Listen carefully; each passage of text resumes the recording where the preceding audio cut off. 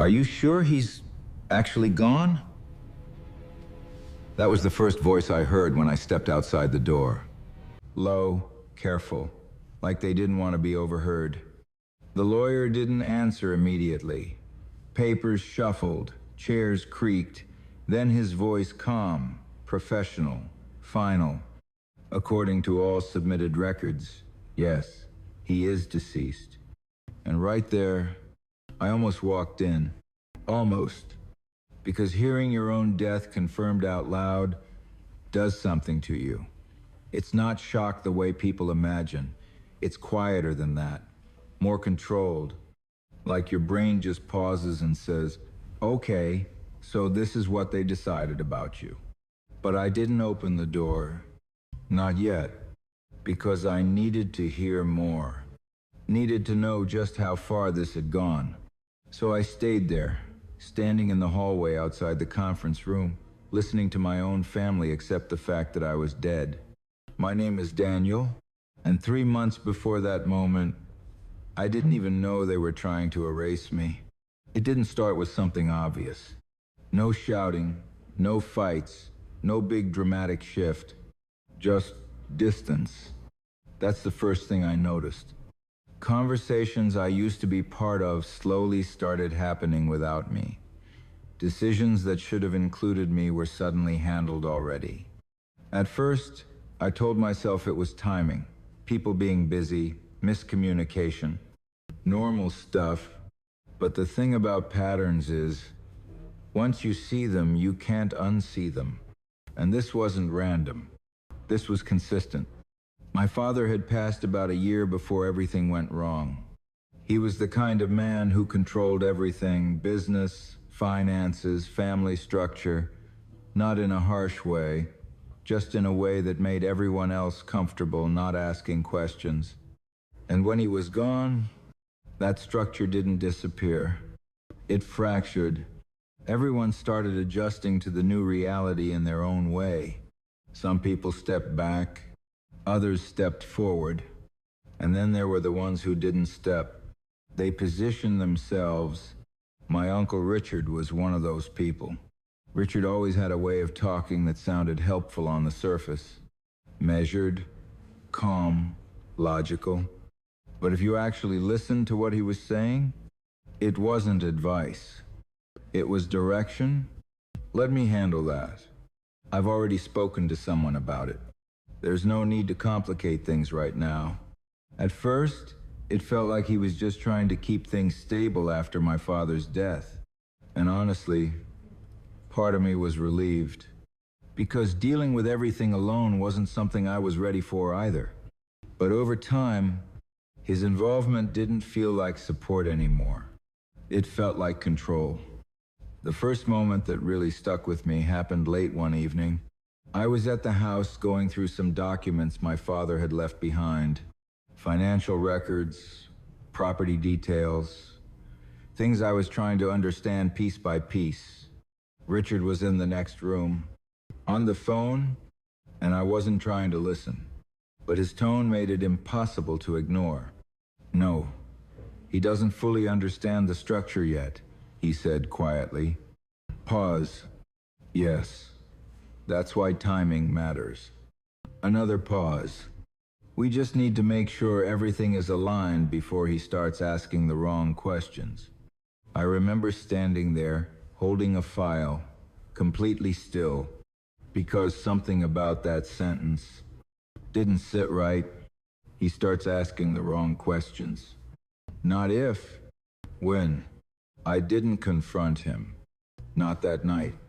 I just walked away, closed the file, and told myself I was reading too much into it. But that sentence stayed with me.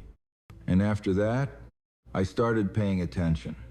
Small things started adding up. Conversations that would stop when I entered the room. Emails that I wasn't copied on. Meetings that I only found out about after they had already happened. And every time I asked about something, the answers were always the same. Vague, calm, dismissive. Don't worry about it.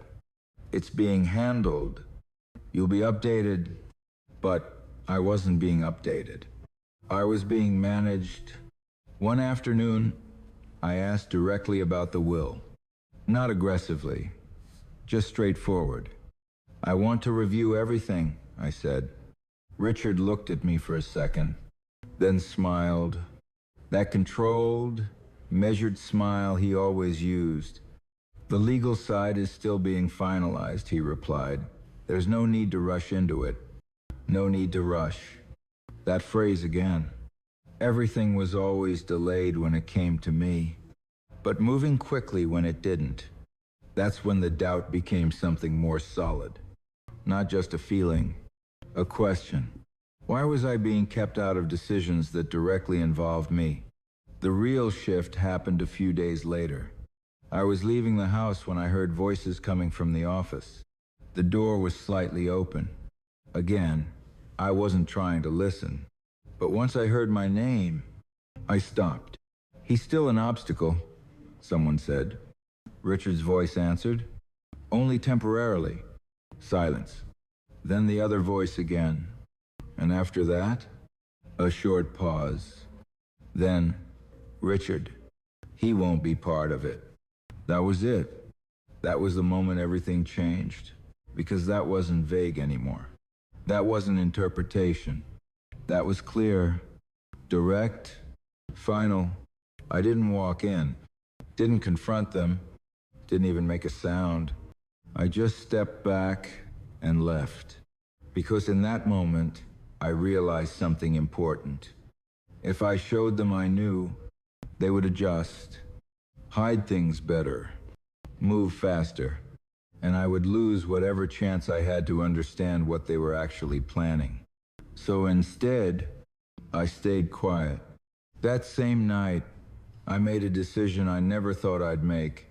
I started recording, not everything, not obsessively, just strategically.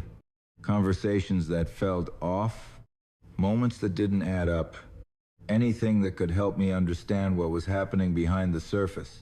At first, it felt extreme, like I was overreacting. But the more I listened back, the clearer it became.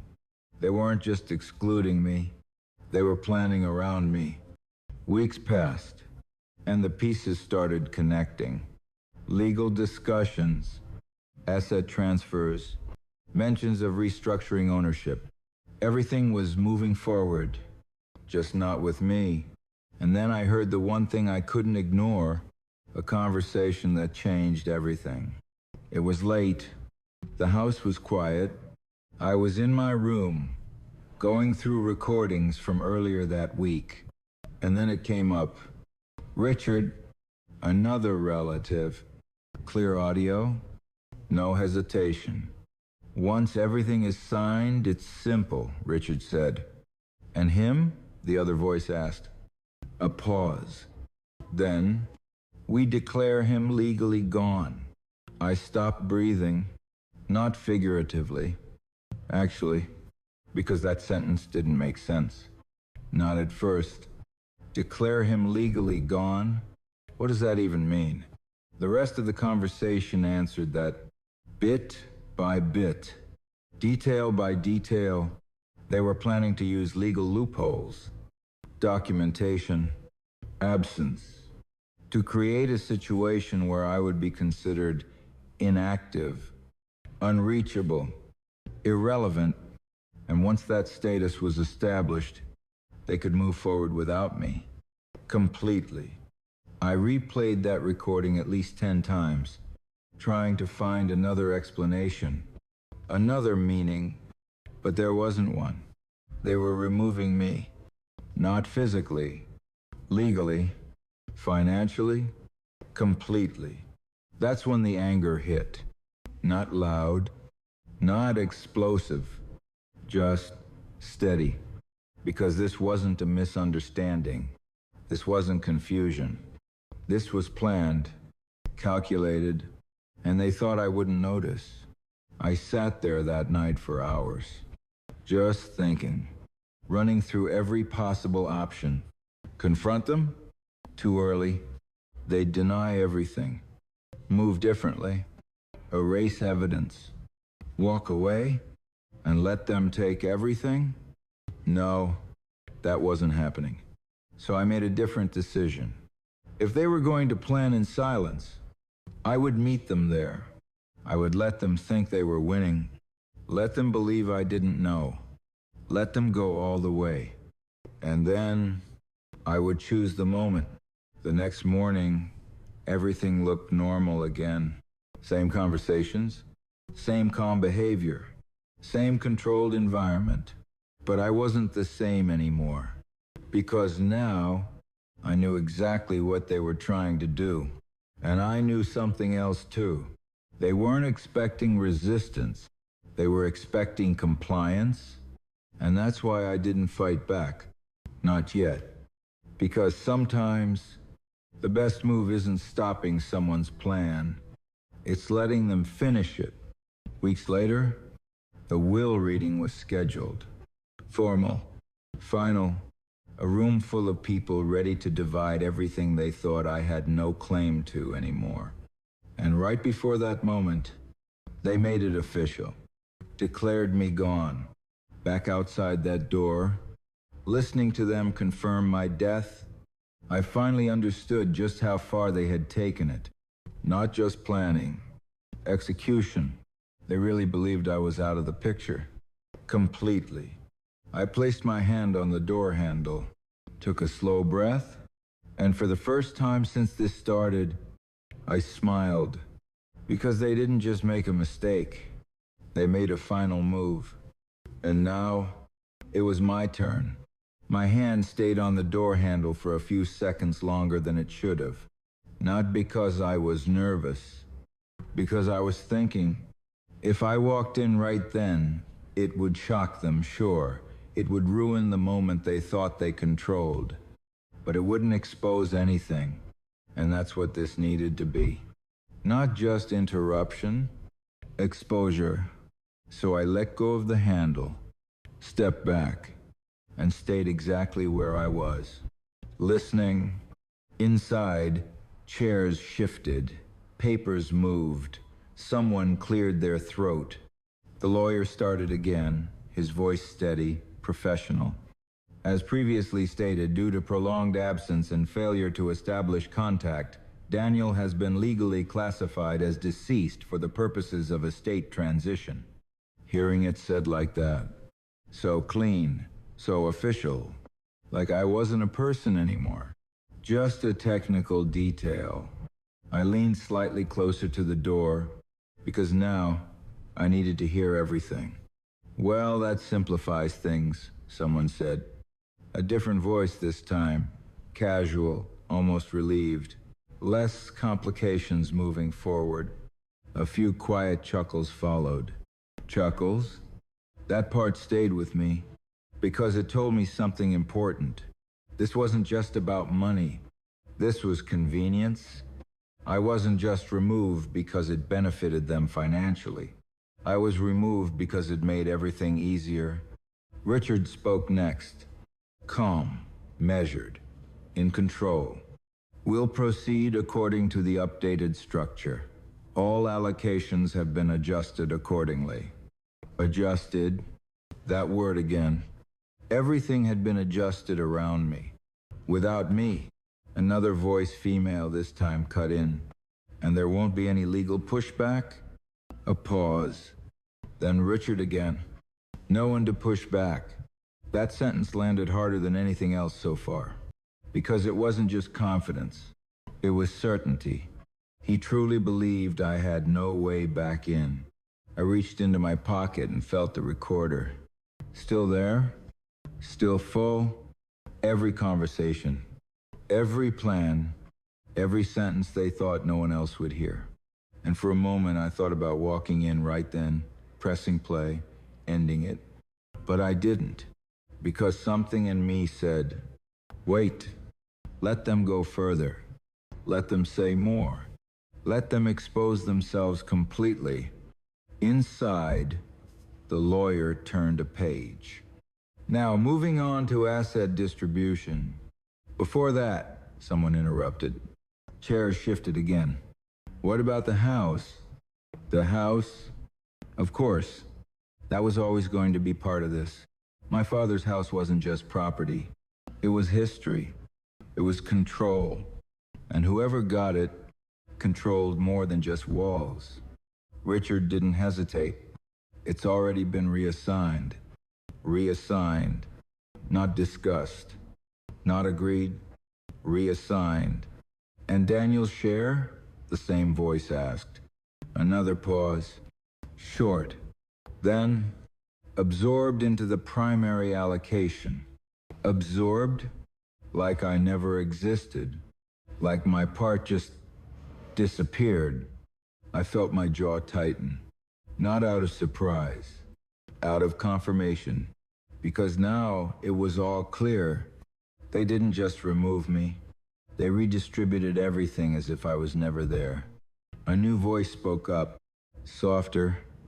More cautious. Are we sure this won't come back on us? That question shifted the room slightly. You could feel it even through the door. That small flicker of doubt, but Richard shut it down immediately. It won't, he said. Everything has been handled within legal boundaries. Within legal boundaries. That was the phrase he always used. And every time he said it, it sounded less convincing. Because legality doesn't always mean fairness. And it definitely doesn't mean truth. I stepped back from the door for a second. Ran everything through my head. What I had. What they had. What this moment needed to be. Because walking in wasn't enough anymore. It had to land. It had to hit in a way they couldn't recover from. Inside, the conversation continued. More details. More confirmations. More pieces falling into place.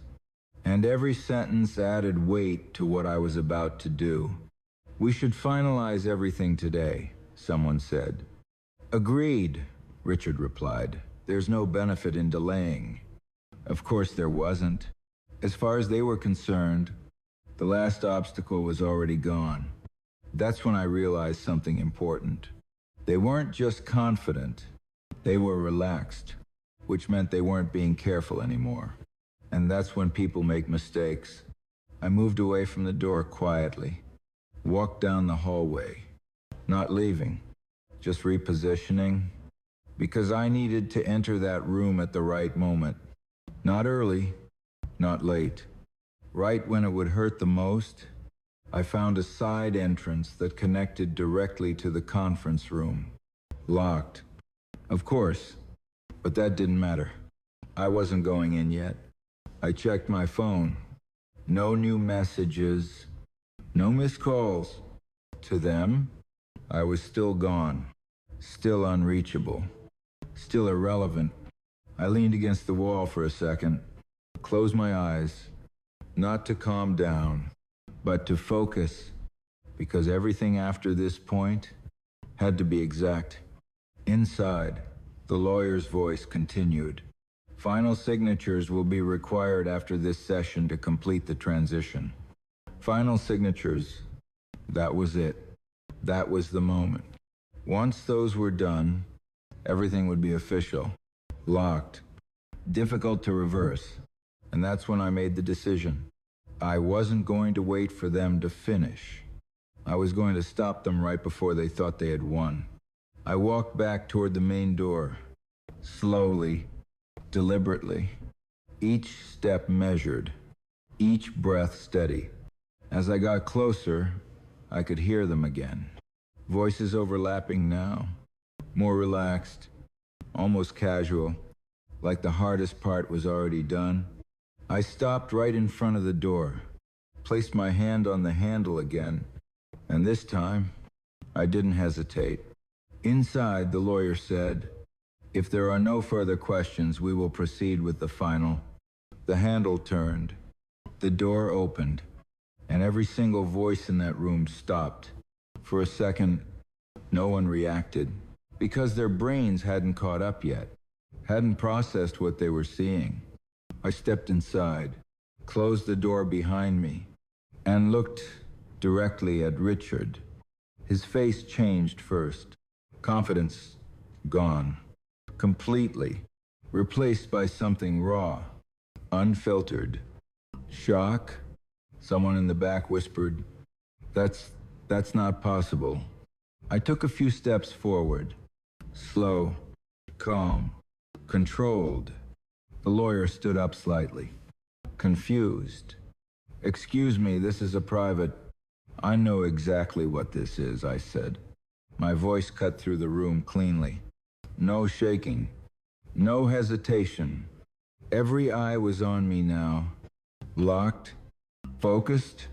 Trying to understand what was happening. Richard finally spoke. Barely. "Daniel?" Like saying my name would somehow change what he was seeing. I nodded once.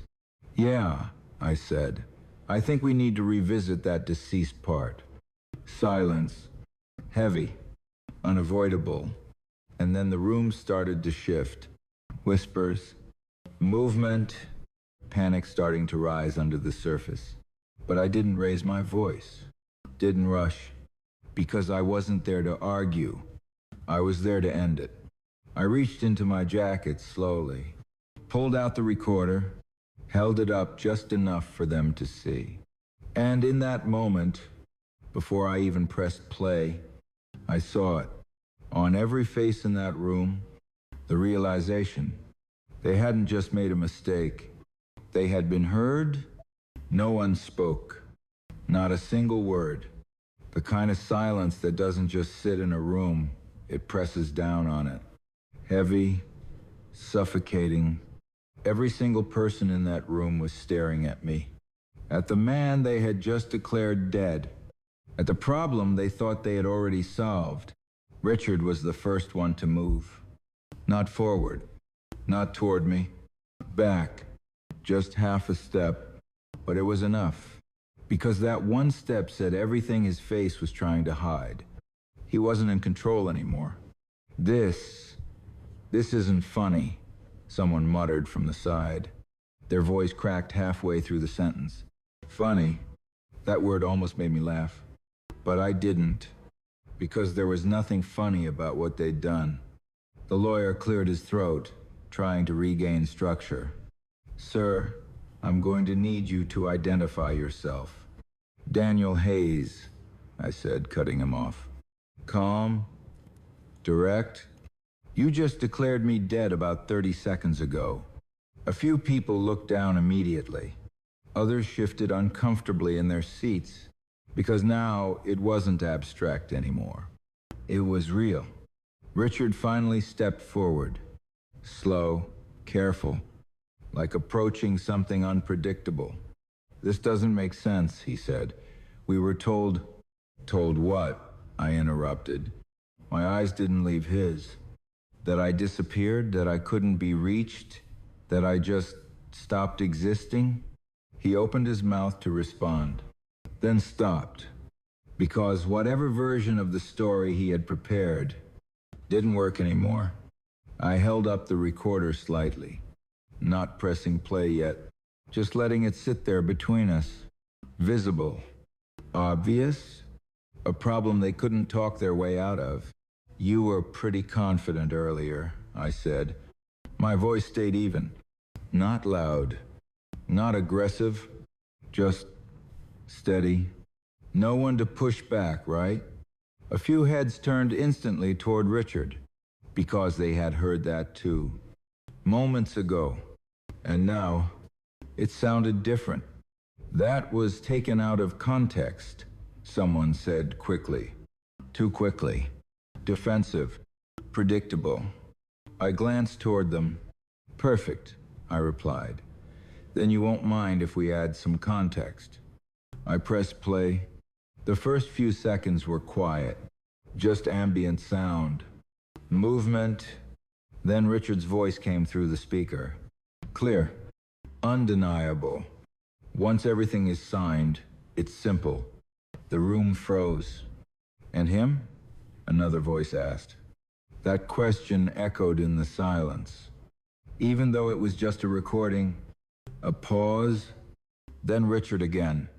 "We declare him legally gone." Someone gasped. Not loudly, But enough, because hearing it out loud, in front of everyone, hit differently. I didn't stop the recording, didn't look away, just let it continue. There won't be any legal pushback? Another voice from the recording. No one to push back. That line landed harder this time. Because now, everyone knew exactly what it meant. Across the room, I saw reactions breaking through. A man near the front shook his head slowly, like he was trying to reject what he was hearing. A woman covered her mouth, eyes locked on the speaker. Two people in the back started whispering to each other, urgently. Richard didn't say anything, didn't interrupt, because he couldn't. There was nothing to argue with. The recording continued. More details, more planning. Every sentence peeling back another layer of what they had done. We just need to establish absence long enough. Paperwork will support it. By the time it's reviewed, everything will be finalized.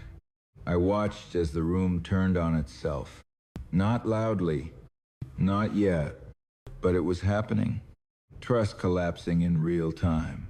That's not what we agreed on, someone said sharply. Richard turned toward them. It is exactly what we discussed. No, they snapped back. Not like that. There it was. Cracks turning into fractures. I let the recording play a few seconds longer, then paused it. The silence that followed was different now. Not controlled, not formal, unstable. You planned this, I said. Not as an accusation. As a statement. You sat in rooms like this, had these conversations, made these decisions, and thought I'd never hear any of it. No one planned anything, someone said quickly. Desperate now. This is being twisted. Really? I cut in. I tapped the recorder lightly, because that sounds pretty clear to me. The lawyer finally stepped forward, more cautious this time. Mr. Hayes, if what you're presenting is authentic, this changes the legal standing of... It is authentic, I said, and I meant it. There was no hesitation left in me now. No second guessing, because everything I needed was already in that room. Richard tried again. Last attempt at control. Even if that recording is real, he said, forcing steadiness into his voice, you're misunderstanding the intent. Intent? That word? Always used when actions can't be defended. I took a step closer, not aggressively, just enough to close the distance. Then explain it, I said.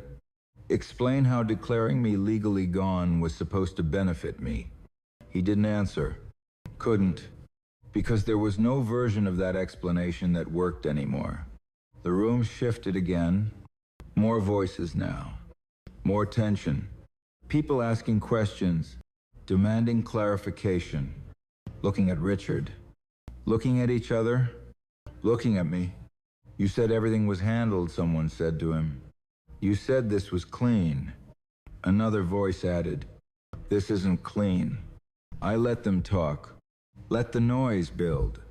Because this part wasn't mine to control anymore. They were doing it to themselves. After a moment, I pressed play again. One last segment. The final piece. Once he's out, redistribution is straightforward.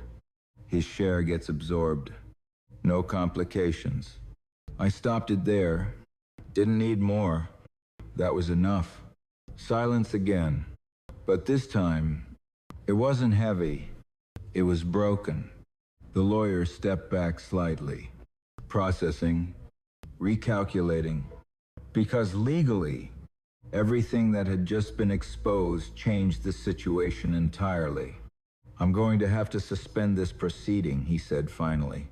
His voice was firm again, but different, grounded in reality now, until this matter is fully reviewed.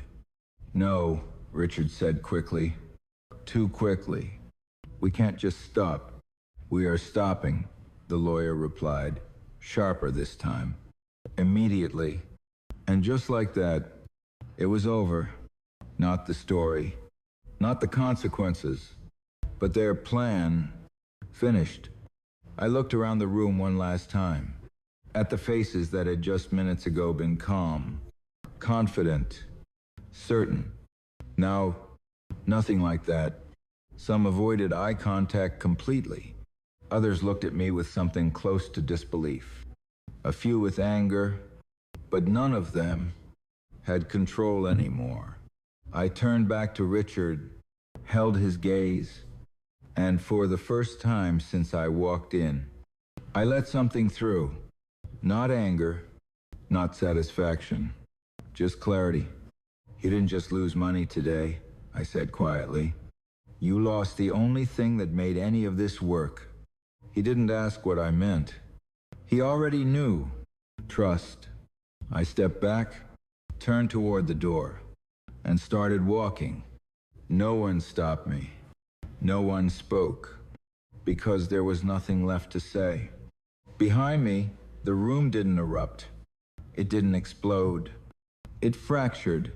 Quiet arguments, sharp whispers, questions without answers. And I didn't turn back. Not once. Because I didn't need to see the rest. I already knew how it would end. Out in the hallway, everything felt different, lighter. Not because anything had been fixed, but because the truth had finally been put where it belonged, out in the open. I slipped the recorder back into my pocket, the same one that had carried everything they thought would stay hidden. And as I walked away, there was only one thought in my head.